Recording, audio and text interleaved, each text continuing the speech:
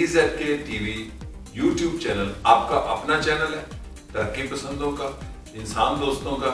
इसको सब्सक्राइब करें और रेगुलर देखें।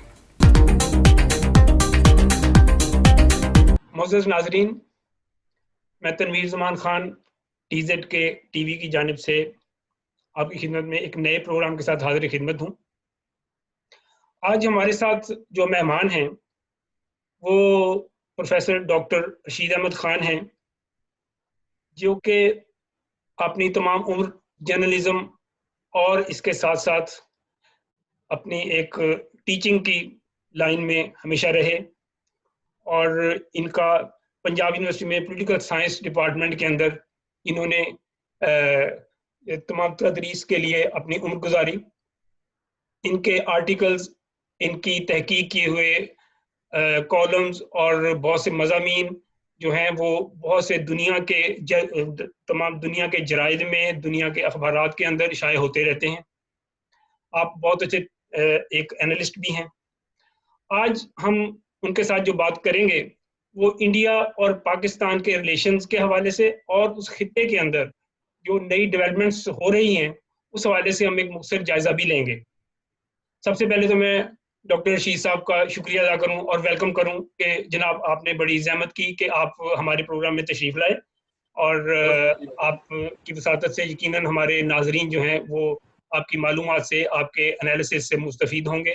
और जो इस वक्त दुनिया के अंदर और हमारे खित्ते के अंदर एक नई डेवलपमेंट्स बहुत सारी हो रही हैं, उस हवाले से भी आपसे बातचीत होगी, उसमें लोगों की और तमाम क़ारीन की और हमारी मालूमात में इजाफा होगा। बहुत शुक्रिया आपका सर। सबसे पहले थैंक यू डॉक्टर साहब, ये बताइए कि अगर हम इंडिया और पाकिस्तान के हवाले से एक डेवलपमेंट्स देखें कि जब ये दोनों मुल्क इकट्ठे थे तो उस वक्त भी वहाँ पे मुसलमानों और हिंदुओं के दरमियान बहुत सी कॉन्फ्लिक्ट थी, लेकिन और उस वक्त जो मुतालबा था कि एक मुल्क अलहदा बना दिया जाए या एक सिलसिला हुआ, जब तमाम एक मुसलमानों का मुल्क अलहदा बन गया, एक घर से जैसे होता है कि कोई बेटा और बहू जब घर के अंदर एक के अंदर पेरेंट्स के साथ रह रहे होते हैं तो वहाँ पे जब उनका कुछ झगड़ा हो जाए तो फिर वो अलहदा हो जाते हैं, लेकिन उसके बाद उनके आपस में रिलेशंस ठीक हो जाते हैं। ये पाकिस्तान और इंडिया के दरमियान आपस में अलहदगी होने के बावजूद, दो मुल्क अलहदा बनने के बावजूद वो टेंशन कम नहीं हुई। इसके क्या असबाब हैं? देखिए, पहली बात तो ये है कि मैं समझता हूँ कि ये कहना दुरुस्त नहीं है कि आज़ादी के बाद भी और आज़ादी के फौरन बाद पाकिस्तान और भारत के दरमियान जो ताल्लुकात हैं वो शिदा हो गए थे। बल्कि अगर आप तारीख का मुताला करें तो पाकिस्तान और भारत की आज़ादी के फौरन बाद यानी 1947 के फौरन बाद दोनों आज़ाद रियासतों के दरमियान ताल्लुकात बहुत अच्छे थे, बहुत करीबी थे। पाकिस्तान के लिए भारत सबसे बड़ा तजारती जो है वो पार्टनर था। और मैं आपको यहाँ दिलचस्प बात बताऊं कि 1947 से लेकर तकरीबन 1949 तक, साल 2 साल तक पाकिस्तान और भारत दोनों एक किस्म की कस्टम्स यूनियन के मेंबर थे। भारत जो है वो कराची के रास्ते बगैर इंपोर्ट ड्यूटी मशरिक़ वस्ता से मिट्टी का तेल और पेट्रोलियम इंपोर्ट करता था। और भारत ने पाकिस्तान को कलकत्ता की जो बंदरगाह है उसके रास्ते मशरकी बंगाल में पैदा होने वाला पटसन जो है उसको बगैर किसी ड्यूटी के बरामद करने की इजाजत दे रखी थी। इससे पाकिस्तान को बहुत फायदा हुआ।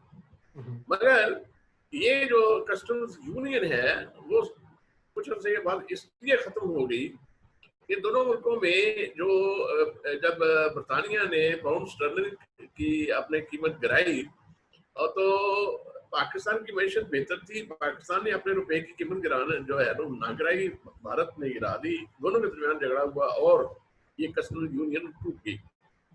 फिर इसके अलावा ये है कि दोनों मुल्कों में एक अरसे तक करेंसी सिक्के जो है वो कामन थे। मुझे याद है अच्छी तरह, हमारा बचपन था तो हम वो कई दफा जो भारतीय करेंसी होती थी वो इस्तेमाल करते थे। इसके अलावा और देखें कि एक बड़ा लैंडमार्क एग्रीमेंट पाकिस्तान और भारत के दरमियान तलकात, दोनों मुल्कों के दरमियान तलकात, जो अच्छे तलकात का सून समझ लीजिए, लियाकत नेहरू माइनॉरिटीज पैक्ट 1951 50 या 51 जो है वो उसी जमाने में हुआ।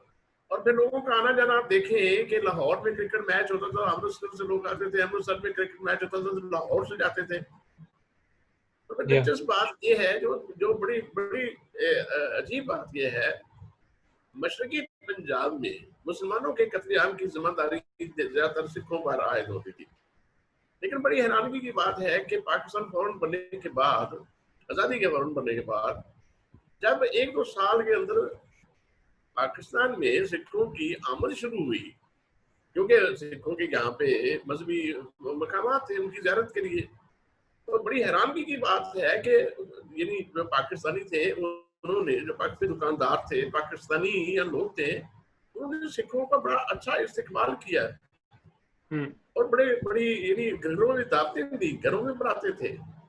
तो ये मेरा मतलब कि एक बड़ी यानी एक कुदरती जो है, एक उनमें एक बड़े से कि एक ख्वाहिश पुराने लेने से कशिश और ख्वाहिश थी दोनों की। मैं यहाँ पे एक वाकया जो है जी उसका जिक्र करना जरूरी समझूंगा कि गालिबन 1946 की बात है कि जब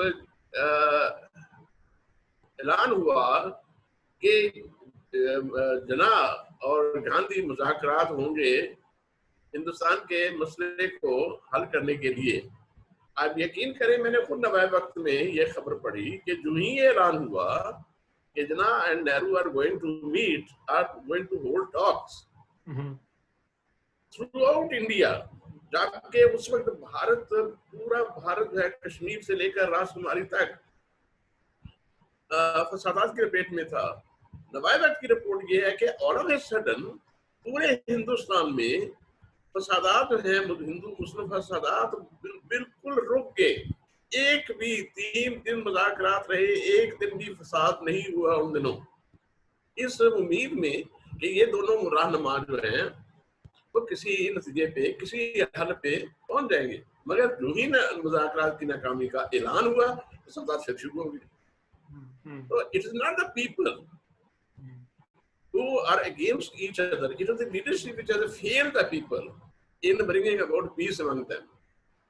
तो इनके अंदर जो ये ठीक बात है आपकी कि लोगों के अंदर एक बहुत, उनसे अभी मेरे ख्याल में वहाँ पे जो यात्री वर्ग आते हैं उनका बड़ा इस्तकबाल किया जाता है, लोग उनसे खाने के पैसे नहीं लेते, ट्रैवल के पैसे नहीं लेते, लोग उनको एक अच्छी मेहमान नवाजी के साथ उनका एक वहाँ पे मुजाहरा होता है। ये बात तो दुरुस्त है कि लोगों के दरमियान पीपल टू पीपल आपस में कॉन्टेक्ट जो है वो अब भी लोग बहाल करना चाहते हैं।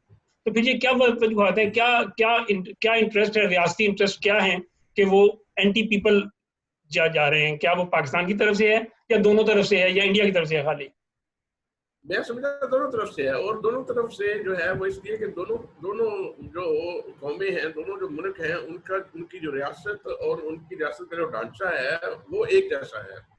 और उनमें जो वेस्टेड इंटरेस्ट हैं, जो क्लासेस हैं, जो कि वो तबकात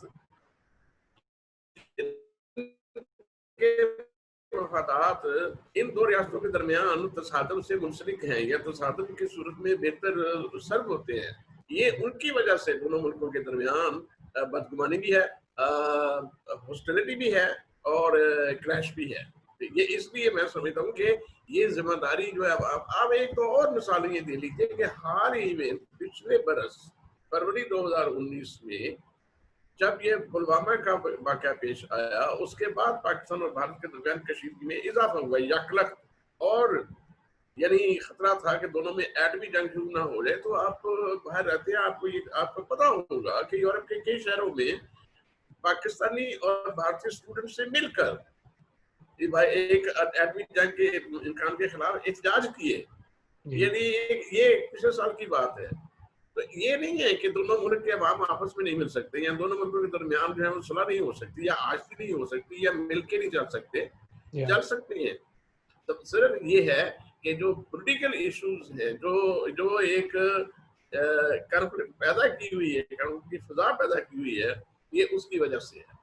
क्या ये दोनों के कोई ऐसे कोई एस्टेब्लिशमेंट के इंटरेस्ट हैं इस तरह के कि वो जैसे पाकिस्तान के अंदर एक सिक्योरिटी स्टेट बना के और फिर एंटी इंडिया एक प्रोपेगेंडा एक रेटरिक यूज किया जाता है, क्या इस तरह का इंडिया के अंदर भी इसी तरह से वो भी पाकिस्तान को दिखाते हैं हमेशा? ये भी एक सबब है कि रियासती इंटरेस्ट आपस में। बिल्कुल, इंडिया में भी इसी तरह है। और उसकी सबसे बड़ी मिसाल ये है कि जब राजीव गांधी बेनजीर भुट्टो के पहले दौरे हुकूमत में पाकिस्तान आए तो यहाँ पे वो सियाचिन के मसले के हल की कमिटमेंट करके वापस गए, और जो ही वो दिल्ली पहुंचे तो इंडिया की जो एस्टेब्लिशमेंट थी, खासतौर पर आर्मी, उसने जो है वो मुखालफत की। और जो इंडिया के फॉरेन सेक्रेटरी में है, जो जिनका नाम शरण, उन्होंने अपनी एक तहरीर में लिखा है कि यानी एक ये मायदा तकरीबन हो चुका था, होने वाला था, उन्हें बिल्कुल सियाचिन पे, और अगर सियाचिन पे मायदा हो जाता तो उसके बाद एक चेन रिएक्शन शुरू होता, और यकीनन कश्मीर के बाद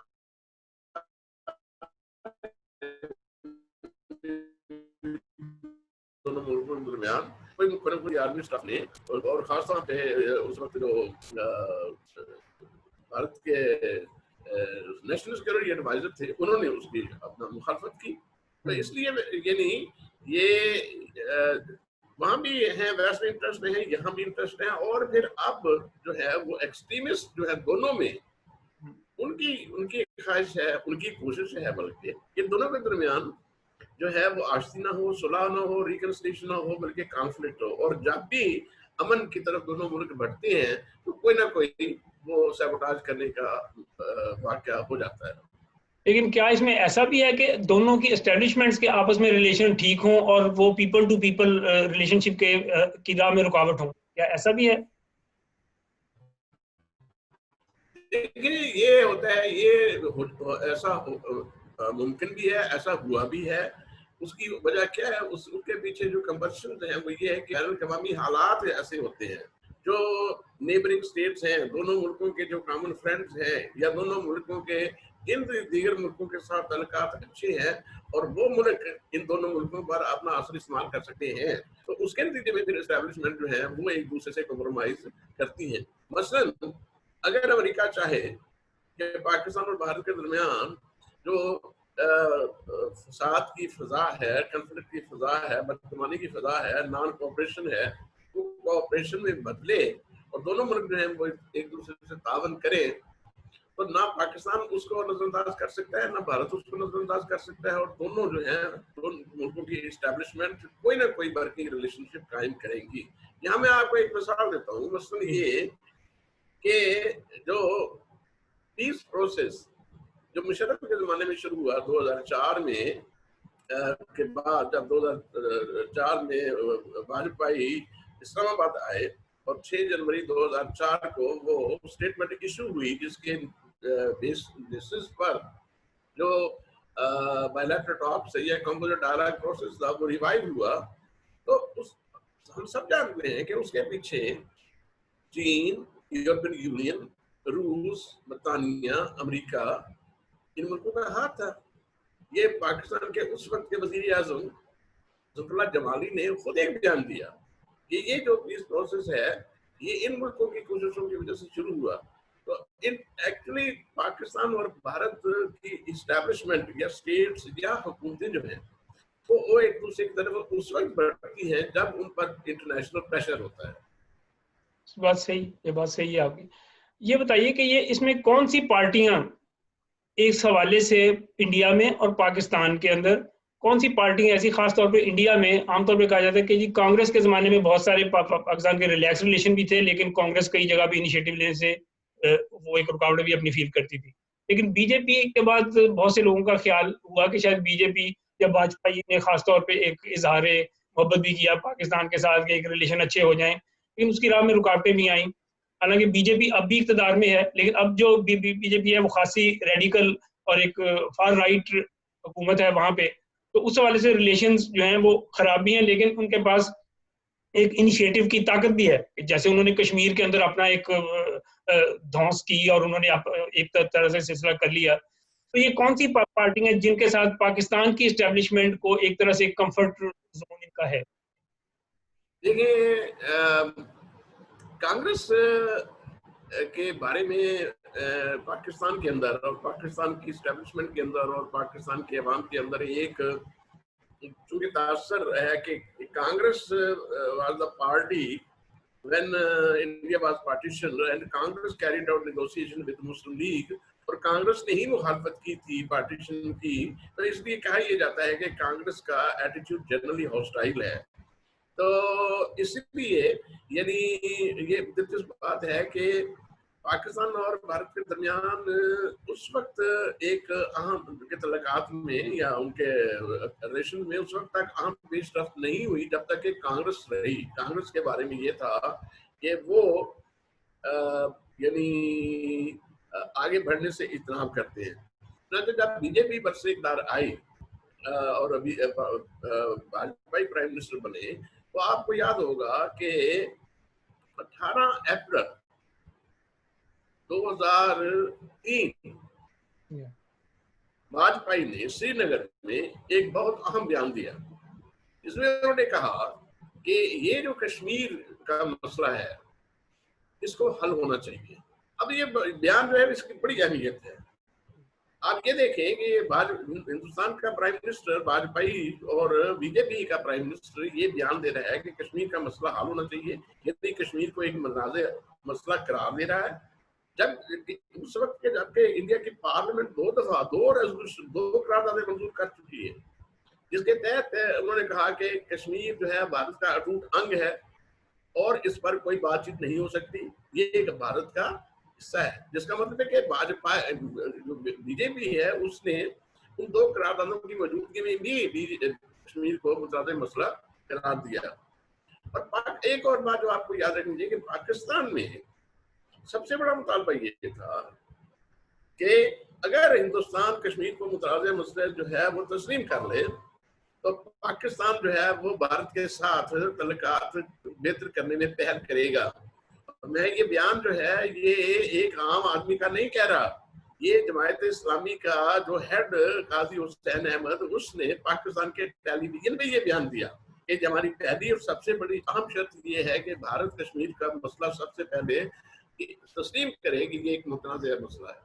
वाजपेयी ने उसको तस्लीम कर लिया। और उसके बाद सबसे एक और अहम डेवलपमेंट जो है उसका कम लोग जिक्र करते हैं, वाजपेयी ने पाकिस्तान आने से पहले फरवरी 1999 में पाकिस्तान आने से पहले जो दोस्ती बस सर्विस पे बस पे आए थे, उससे पहले पाकिस्तानी जर्नलिस्ट जो हैं नसीम ज़हरा उनको इंटरव्यू दिया, पाकिस्तानी टेलीविजन पे वो ब्रॉडकास्ट हुआ, जिसमें उन्होंने बड़ी खूबसूरत बात की। उन्होंने कहा कश्मीर के मसले पे, उन्होंने कहा कि कश्मीर का मसला आज तक इसलिए हल नहीं हुआ कि इस पर आज तक कभी जमकर बात नहीं हुई, जमकर बात नहीं हुई। ये अल्फाज उन्होंने इस्तेमाल किए थे। तो आपकी इस बात से अगर ये सवाल निकले कि जिसकी के बहुत से एनालिस्ट भी ये बात कर रहे होते हैं और बहुत से जो यहाँ पे स्कूल ऑफ थॉट है उनको इस बात का एक ख्याल है कि दोनों ममालिक की एस्टेब्लिशमेंट्स जो हैं उनके इंटरेस्ट में ये नहीं है कि ये मसला हल हो। शायद उनकी अपनी कोई बका का इसमें इशू है कि पाकिस्तान की तरफ से भी और उनकी तरफ से भी, कि अगर वो इस इशू को हल कर लेंगे तो उनकी बहुत सारे इदारों की अहमियत जो है वो कम हो जाएगी। आपका क्या ख्याल है? मैं इसको यूं लेता हूँ, ये मैं नहीं कहता कि वो दोनों एस्टेब्लिशमेंट जो हैं वो मसले का हल नहीं चाहते। दोनों मुल्कों की एस्टेब्लिशमेंट मसले का हल चाहते हैं, लेकिन हर एक दोनों मुल्कों की एस्टेब्लिशमेंट में से हर एस्टेब्लिशमेंट अपनी टर्म्स में, अपनी शराइत पे, अपने पर्सपेक्टिव से, अपने बयानिए के मुताबिक वो हल चाहती है, ताकि उस हल का, उस पेशरफ्त का जो है वो क्रेडिट उनको मिले और उस क्रेडिट की बुनियाद पे वो एस्टेब्लिशमेंट है वो अपने अपने मुल्क में अपनी जो हेजमनी है, जो धाक है, जो गलबा है, जो कब्जा है वसाइल पे, उनको वो जस्टिफाई कर सके कि देखा हमने ये मसला हल किया, सियासतदानों से मसला हल नहीं हुआ।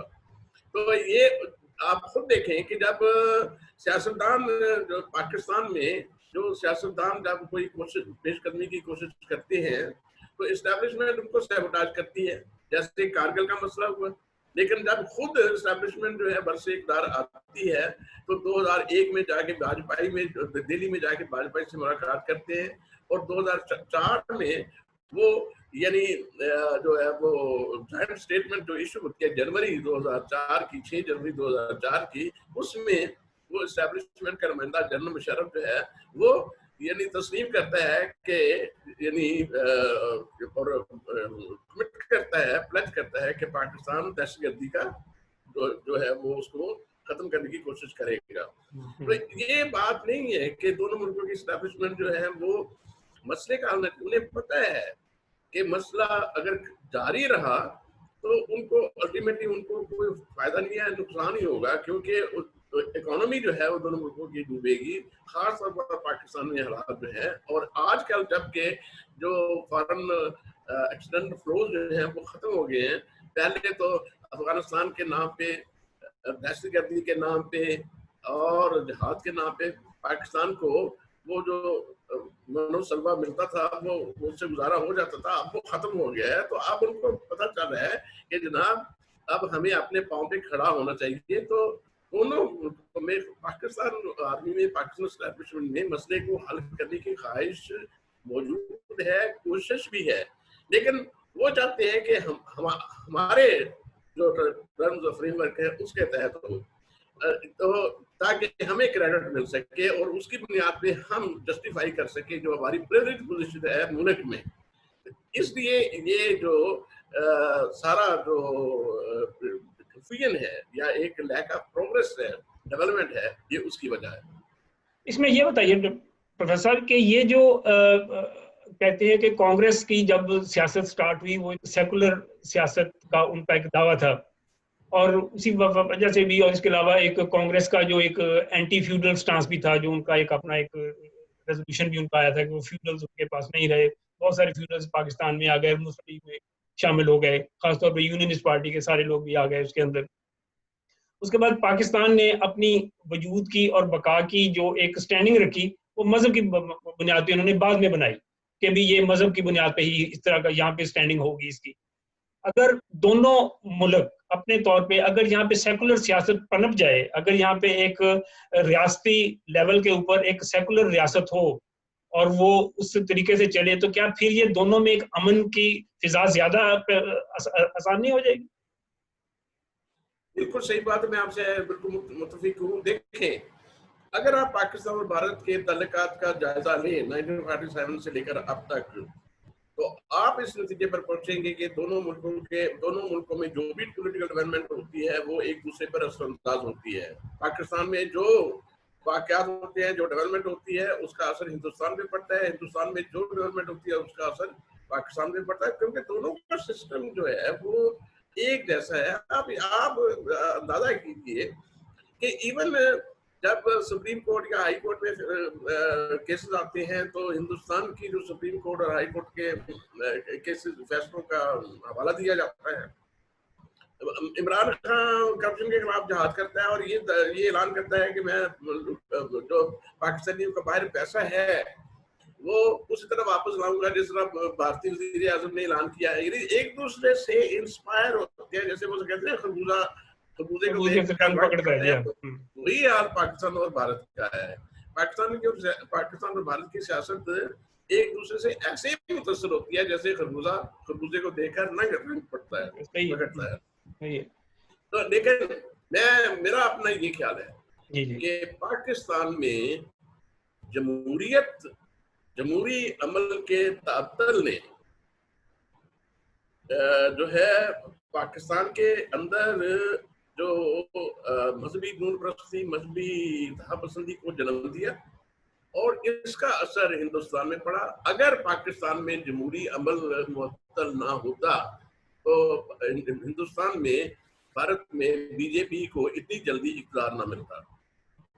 आज इंडिया के अंदर जो इंतहा पसंदी बढ़ रही है बहुत ज्यादा, और वहां पे बजाय कि वहां पे एक सेकुलर रियासत अपने तशख़्ख़ुस को बढ़ाती, स्ट्रॉन्ग करती, पूरा एक रियासत का जो एक सारा सिलसिला है वो एक बहुत एक फाशिस्टिक और एक बहुत एक राइट विंग फार राइट का एक हो गया है, जहाँ पे एक इंतहा पसंदी जो है वो हिंदू जुनूनियत हिंदू तवा का एक वहाँ पे एक चर्चा है वो एक। जबकि पाकिस्तान जो है वो इस वक्त इंतहा पसंदी से उसी दहशतगर्दी की जंग से निकल रहा है जो कि एक मजहबी सियासत का दावेदार है यहाँ पे।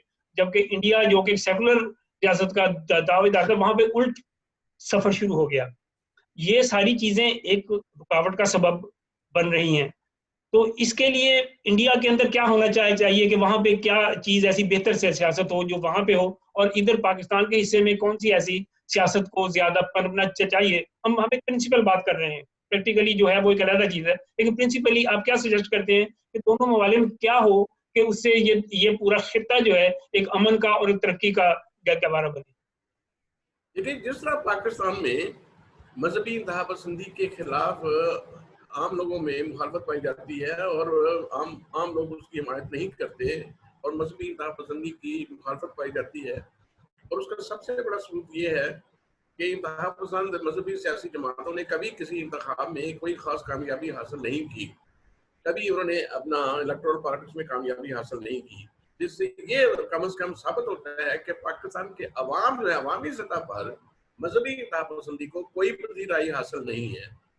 इसके बरअक्स हिंदुस्तान में जो है वो अवामी सतह पर जो मजहबी इंतहा पसंदी है उसको पजीराई हासिल है और अवाम उससे ज्यादा मुतासर है। मैं ये नहीं कहता अवाम की अक्सरियत, यानी बीजेपी के फॉलोअर्स जो है वो और आरएसएस के फॉलोअर्स जो है वहां भी, यानी जिस तरह पाकिस्तान में मजहबी इंतहा पसंदी के खिलाफ लोग हैं, हिंदुस्तान में भी ऐसे लोग हैं, ऐसे हल्के हैं, ऐसी फोर्सेज हैं, और हमें चाहिए कि हम उन फोर्सेस का उस कंस्टिट्यूंसी जो एंटी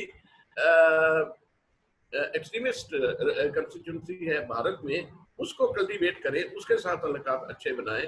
तो ये जो है ये तब जाकर मैं समझता हूँ कि ना सिर्फ पाकिस्तान और हिंदुस्तान बल्कि पूरे खित्ते में जो मजहबी इंतहा पसंदी जो है उसका मुकाबला किया जा सकता है। मगर मैं समझता हूँ इसके लिए दोनों मुल्कों में जेन्युइन डेमोक्रेसी की जरूरत है।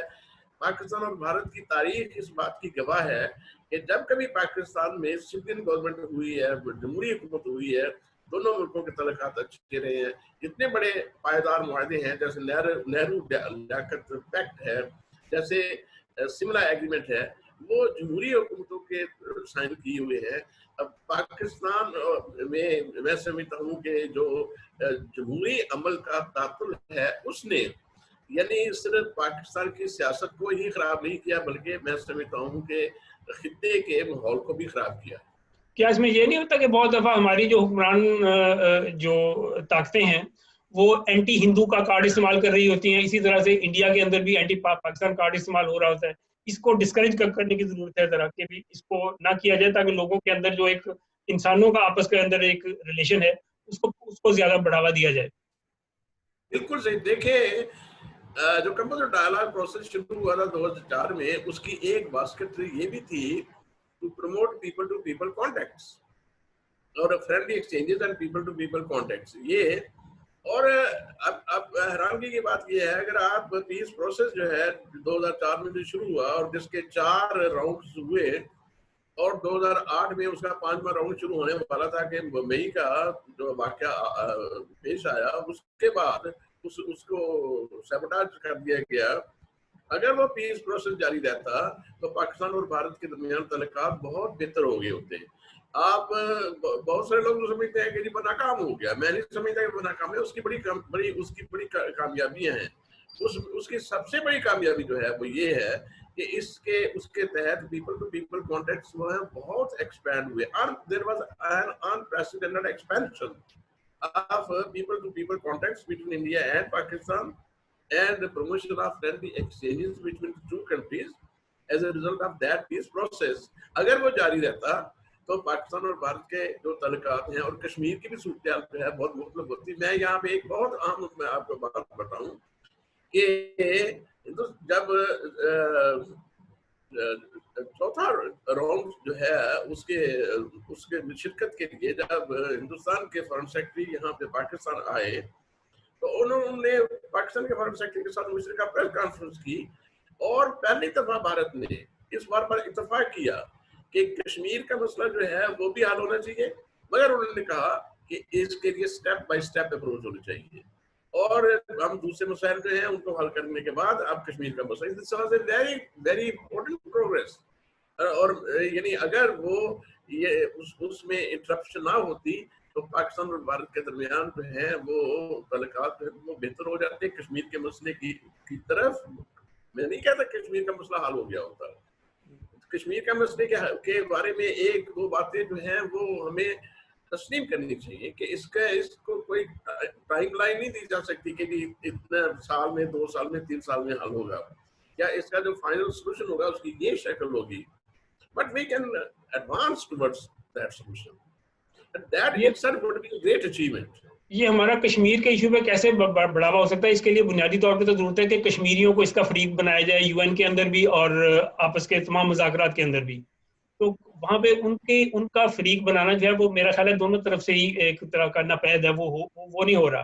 तो कश्मीरी अगर पार्टी नहीं बनेंगे, अगर उनका असल तो दावेदार वो हैं, असल में तो रियासत उनकी है, तो अगर हम उनकी रियासत को अगर उनके हवाले देने की कोशिश नहीं होगी तो फिर तो आपस का एक पराई एक प्रॉपर्टी है, उसके ऊपर एक दावा है, इनका भी उनका भी, तो उस सूरत में तो कॉन्फ्लिक्ट हल नहीं होगा, छीना झपटी रहेगी।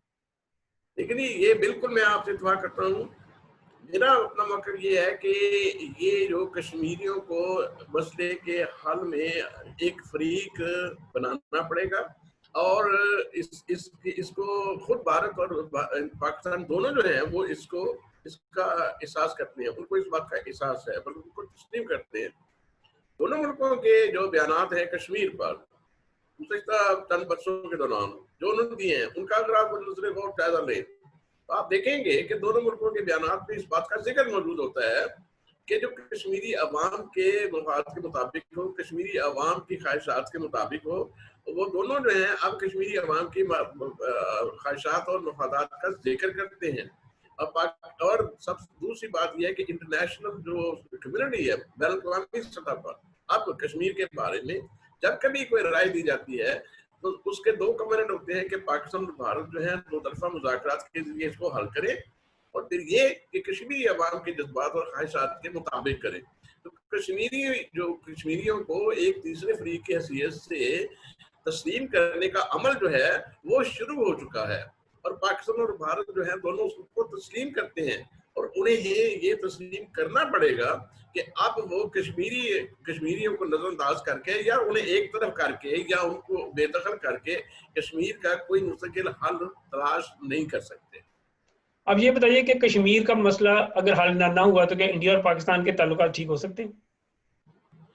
देखिए ये एक व्यू है भारत में, और भारत में जो कश्मीर के मसले के हल के हक में नहीं है वो ये दलील देते हैं कि जी इस बात की क्या गारंटी है कि अगर हम पाकिस्तान के साथ कश्मीर का मसला हल कर लें तो पाकिस्तान भारत के दरमियान अपनी जो हॉस्टिलिटी है वो खत्म कर देगा या पाकिस्तान और भारत के दरमियान जो है खिलाफात और झगड़ा और तनाज़ा और जो बदगुमानी है वो खत्म हो जाएगी। वो फिर वो जो एक तारीखी जो है हवाले देते हैं, एक मजहबी रंग देते हैं, नजरियाती चीजों उसको देते हैं। ये बिल्कुल सही आपने, ये बहुत इंपॉर्टेंट क्वेश्चन है, ये बड़ा रेलेवेंट क्वेश्चन है कि क्या सिर्फ कश्मीरी ही मसला है पाकिस्तान और भारत के दरमियान, और क्या कश्मीर के मसले के हल के बाद पाकिस्तान और भारत दोनों में तावन होगा? पाकिस्तान में भी ऐसे लोग हैं, ऐसे जीन हैं, ऐसी सोच के हामिल लोग जो हैं वो कहते हैं कि कश्मीर सिर्फ कश्मीर ही नहीं बल्कि उसके बाद वो और भी अपना जो है इरादे या एक किस्म के उनका इजहार करते हैं। तो ये एक मैं समझता हूँ कि शक एक किस्म का इसके बदगुमानी और ये डेफिसिट मौजूद है। इसीलिए मैं समझता हूँ कि कश्मीर का मसला जो है उसको एक वाइडर फ्रेमवर्क में देखना चाहिए, उसको पाकिस्तान और भारत के तल्लुकात जो है आइंदा के तल्लुकात हैं उनके फ्रेमवर्क में देखना चाहिए। सिर्फ कश्मीर का मसला हल करने से, सिर्फ कश्मीर पर फोकस करने से पाकिस्तान और भारत के दरमियान जो मुस्तकिल अमन वो कायम नहीं हो सकता। इसके लिए हमें भारत के बारे में अपना जो परसेप्शन है, अपना जो व्यू है, जो एक अपना आउटलुक है, वो तब्दील करना पड़ेगा कि, और भारत को पाकिस्तान के बारे में करना पड़ेगा। और इसके लिए दोनों मुल्कों को बड़ी मेहनत करनी पड़ेगी। वो क्या, दोनों मुल्कों को कदम पर कदम। आपका क्या ख्याल है कि अगर कश्मीर के अंदर मजहबी सियासत प्रमोट करने की बजाय वहां पे अगर डेमोक्रेटिक और एक ऐसी सेकुलर सियासत को प्रमोट किया जाए, क्या वो खुद ब खुद ऑटोमेटिकली एक मसाइल को हल की तरफ नहीं लेके जाएगी? बिल्कुल आपने सब दुरुस्त बनाया। मैं समझता हूँ कि कश्मीर के मसले को सबसे ज्यादा नुकसान जो है इसी अप्रोच ने पहुंचाया है कि कश्मीर को हम जहाज के जरिए या जहादी जो जद्दोजहद है उसके जरिए हम उसका मसला हल कर सकते हैं। इसने कश्मीर को के मसले के हल को और भी मुश्किल बना दिया है।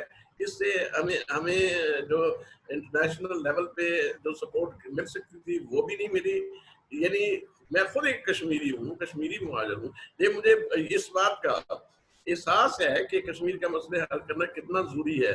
लेकिन मैं इस चीज के खिलाफ हूँ कि इसको एक मजहबी जिहाद के तौर पर, इसमें खुद कश्मीर में इसकी बड़ी सख्त मुखालफत है। कश्मीरियों में इसकी मुखालफत है। कश्मीरी इस अप्रोच को नहीं चाहते। लेकिन इस वक्त चूंकि कोई और फोर्स जो है वो कश्मीरी जो जद्दोजहद है, कश्मीरी जो मफाद है, जो स्ट्रगल है, उसके लिए मैदान में नहीं है या उसको मैदान में नहीं जाने दिया गया। उसमें ज्यादा आंसर तो ये है कि जाने नहीं दिया जा रहा, क्योंकि दोनों तरफ से वो चीजें रुकावट हैं कि उनको आने नहीं देते, क्योंकि उससे उनके हाथ से वो बात निकल जाती है। इधर से वो मुजाहिदीन का सारा सिलसिला बनाया हुआ है, उधर से हिंदुत्व का सिलसिला है, और उस वाले से बात आगे चलाते हैं। तो जाहिर है उसके अंदर फिर एक मजहबी जो कॉन्फ्लिक्ट है वो कायम है, और हम सब तनाज़ा जो है वो हल नहीं हो रहा। हम सब जानते हैं कि Jammu Kashmir national liberation front के बारे में पाकिस्तान की एस्टैब्लिशमेंट का क्या एटीट्यूड था, और वहां पे किस तरह यानी उनको साइड लाइन किया गया, और जो जिहादी एलिमेंट्स हैं उनको प्रमोट किया गया, और उनको अंडरमाइन किया गया, जो कि कौमी सतह पर, सेक्युलर सतह पे, नॉन रिलीजियस बेसिस पे, प्योरली पॉलिटिकल बेसिस पर कश्मीरियों की स्ट्रगल कर रहे थे। डॉक्टर साहब, आपके साथ बड़ी अच्छी बातें हुई। आप आखिर में कोई ऐसा पैगाम देंगे? आपको कोई उम्मीद है कि इंडिया और पाकिस्तान दोनों, कोई वक्त ऐसा आएगा कि इनके रिलेशंस अवाम के दरमियान बहुत अच्छे होंगे, कि वो लोग इधर आ सकें, हम उधर जा सकें, तजारत हो, आपस में एक मुज़ाकरात हो, मिले जुले लोग? क्या दिस इज इनएविटेबल। और मैं ये समझता हूँ कि इसके लिए पाकिस्तान और भारत के अवाम दोनों को जो इस मकसद के असूल के लिए, अगर वो चाहते हैं कि दोनों मुल्कों, और ये मेरा ईमान है, ये मेरी ईमान का हिस्सा है कि दोनों मुल्कों के अवाम जो है वो चाहते हैं कि दोनों मुल्क एक दूसरे के करीब आए, अवाम एक दूसरे के करीब आए। इसका मुजाहरा, इसका सबूत हमें कदम कदम पे मिलता है। ये मैं बयान नहीं कर सकता, बता नहीं सकता कि कितने मुजाहरे हैं, डेमोन्स्ट्रेशंस हैं, कितने एविडेंसेस जो हैं वो हैं कि पाकिस्तान और भारत के अवाम जो है वो उनका एक दूसरे के खिलाफ कोई मुआंदाना रवैया नहीं है, कोई हॉस्टिलिटी नहीं है, कोई दुश्मनी नहीं है। वो एक दूसरे करीब जो है वो आना चाहते हैं।